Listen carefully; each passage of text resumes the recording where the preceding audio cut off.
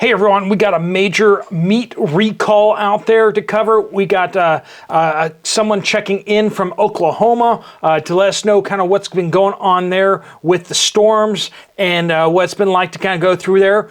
We also have a bunch of reports coming from you guys from all over the United States that we're going to want to jump into. So let's do that. All right, folks, welcome to the Poplar Report. This is all about getting you information that the media doesn't get to you, because it's information coming from you guys that comes back to you. So this is sifted through information that you have provided, updates you have provided. Please do keep them coming.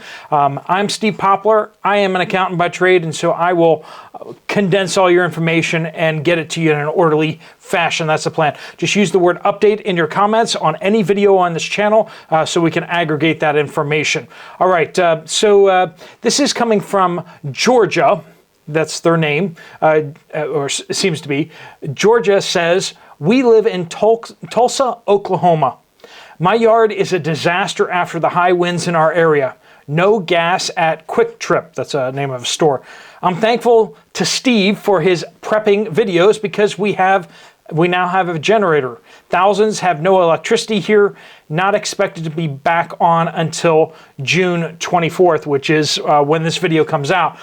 So we're seeing that all across the board, that people who are prepared in disaster situations are better prepared in disaster situations. And they happen to us so very often. If you're in certain areas, they happen more frequently, but storms, disasters, being prepared is an important part of life. All right, so the Johnsonville Better with Cheddar ready-to-eat sausages have been recalled due to being contaminated with strands of black plastic material. This is coming from the USDA website, and 42,000 pounds of sausage recalled. So once again, that's Johnsonville Better with Cheddar. I'm not sure if that's Aldi. I feel like that's Aldi, Aldi brand, but check me on that one. It might be sold elsewhere as well. This is from Suzanne. Update from South Carolina. "I work as a cashier in a Food Lion. I heard from a store stock management that sugar is going to be hiking in price. Also, no Food Lion ice cream here." So I've been hearing that a lot from the South Carolina area. I don't know if there's an ice creamery down there that's just out of business or something like that, but I'm hearing ice cream shortages in that area, or else you guys are just eating more ice cream. I don't know. But some people are saying that it's harder to find ice cream down there. So it seems to be consistent enough that we're going to note that. Jason in Northeast Texas says this: "Low on ramen, low on dried pasta, sugar, canned fruit, cat food, milk, and some sodas." All right. Monkey Blue. This is coming from Southern Ontario, Canada. "Large tubs of plain yogurt from better brands are consistently out of stock for the past month. You have to hit a few stores to find it." Now we're hearing yogurt coming up kind of more frequently recently, even though there really shouldn't be a dairy issue out there. Apparently there's plenty of raw milk to be processed, enough that a bunch of the milk is being shipped overseas, like I covered in a previous video. So we are selling, United States and Canada are selling milk to other countries. So there should be enough milk to go around. Why there would be issues with yogurt, I haven't the foggiest. If you guys have a clue about that, let us know down in the comments, of course. Make sure you're hitting that like button, by the way, if you're getting good content out of these videos, so that they can keep getting out to more people. Doesn't hurt you and helps get this out to other people. Mama Preps says this: "Update, Southwest Montana. I've been to Walmart several times over the last few weeks looking for first aid supplies. I needed some specific items to take care of a wound. The first aid aisle is decimated. They have hardly any supplies at all. Some Band-Aids and a few gauze pads. A couple rolls of paper paper tape, I guess. It says paper take, but tape. Probably spell check got them. There was only 3 bottles of peroxide left, and I think they must have found them in the back somewhere because they were covered in dust. First aid had been low for a while, but it's getting worse. If you can find it, stock up. That's very good advice. Basic stuff you should absolutely have is you should have things like hydrogen peroxide. It doesn't go bad. It can sit on your shelf like basically indefinitely. It's fine. Things like rubbing alcohol, then when you get to just the dressings, gauze pads, you just need a ton of those. For any kind of wound care, you're going to need lots and lots of gauze, just tons and tons of gauze. I like getting the rolls of it, a big box, individually wrapped rolls of it, and then if you have any, make sure you have tape that you can use. You don't want to be using duct tape for that. So paper tape or just any kind of tape along those lines. Also really good to have Ace bandages. You don't need to get the name brand on that, but just bandages that go around the gauze to hold the gauze in place so you don't have to use quite so much tape, and you can reuse them. It's a big thing to do with those. Of course, if you had any wounds, you know what I'm talking about, a lot of these things. Right. This is from a viewer in Central Valley, California. My husband went to the locally owned feed store. They had some boxes of cherries, free to take some. The feed store owner said a cherry farmer brought them in to be given away. The farmer told him the market fell out on cherries, so he won't be harvesting his orchards. It would cost him more to pick the cherries than he would make, so they're being left on the trees to rot. Now, I know if you're anything like me, that just hurts to hear, that there's cherries that are just going to go to waste because it's not worth picking them.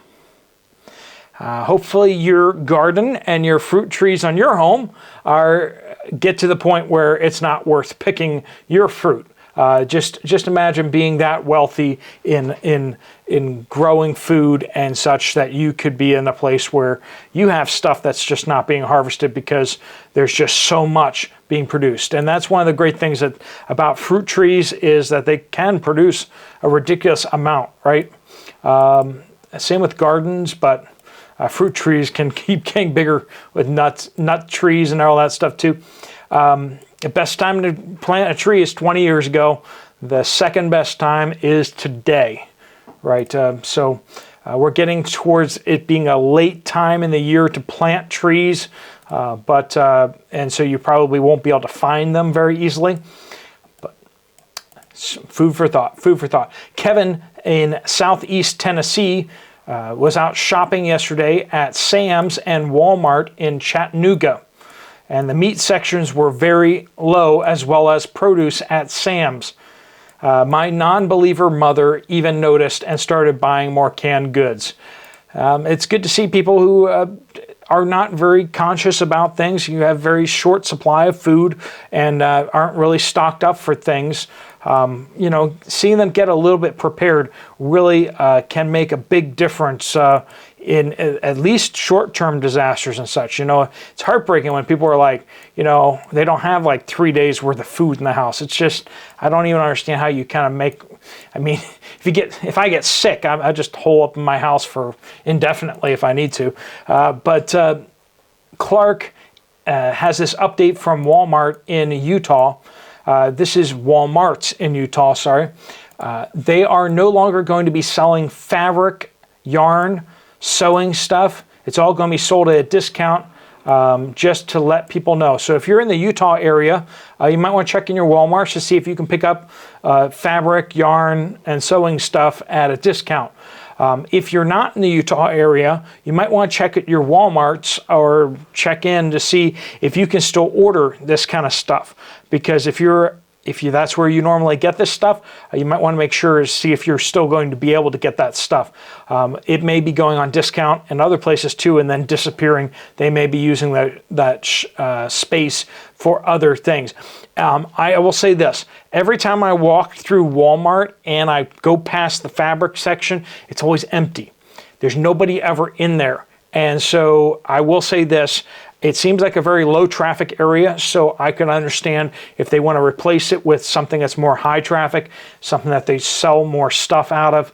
So I don't know. Maybe that's just my experience. Maybe that's just my area, but I don't know. Maybe they might be seeing that across the board, that it's not really selling a lot of stuff for them. Serendipity in Northeast Wisconsin says most stores can't get drinkable yogurts. Maybe it's a packaging issue. I don't know. Once again, just hearing a little more about yogurts. Chicken's Cool says, my food bank has not had rice, pasta, beans, lentils, or canned goods for months.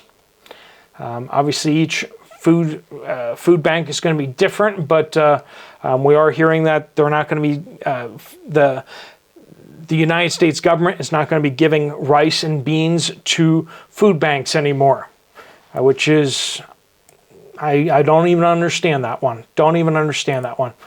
Jackson in Middle Tennessee says, local Walmart was out of chlorine tablets and other water purification items for camping. They were also out of most camping small items such as little fold-up reflective blankets, flint fire starters, and the like. Where those used to be, there was an entire face of emergency plastic ponchos.